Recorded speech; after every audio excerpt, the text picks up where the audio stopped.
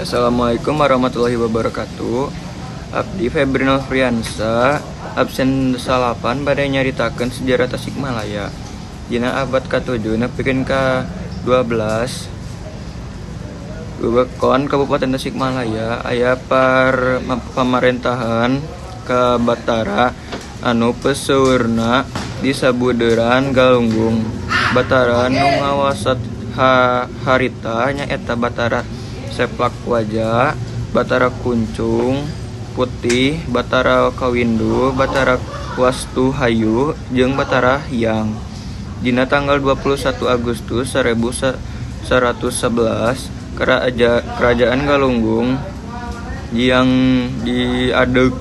diadegeun ku pangawasa kahiji nu ngaranna Batari Hyang. Ajaran Sang Hyang siksa kandang karesian dikenal di Batari Hyang masih keneh dijadikan ajaran resmi dina zaman Prabu Siliwangi. Kerajaan Galunggung lumanjung nepi ka 6 raja saterusna. Keturunan Batari Hyang saterusna aya perubahan pamarentahan di Sukakerta kalawang ibu kota di Dayeuh Tengah anu mangrupa wewengkon bawahan kerajaan pemerintah Pajajaran. Dina pemerintahan Prabu Surawisesa, kerajaan Pajajaran mimiti kadorong deui ku gerakan kerajaan Islam anu dipelopori ku Cirebon jeung Demak. Nepi ka akhirna aya kerusuhan di wewengkon Priangan dina awal abad ke-17 Masehi.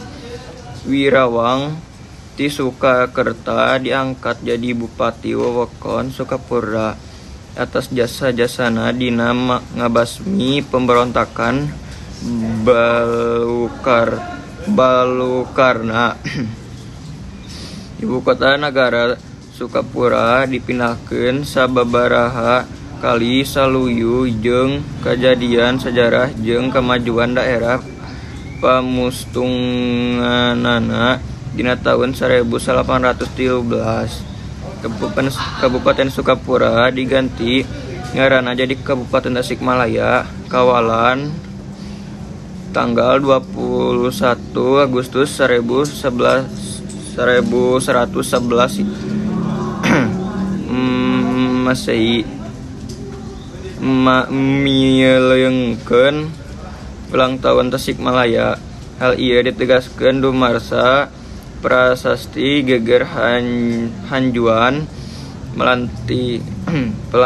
pelantikan Batari Hyang pangawasa di Galunggung.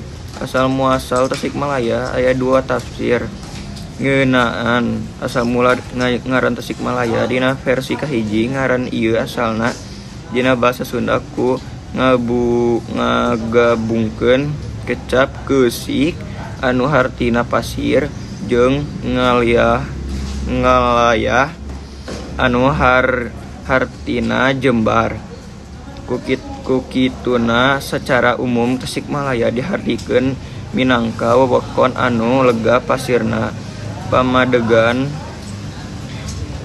ieu aya patalina jeung bitun Gunung Galunggung tahun 1822 anu mangaguruhan pisan Kabupaten Sukapura. Waktu bituna Sukapura loba pasir ku kituna wewengkon disebut keusik ngalayah sarta akhir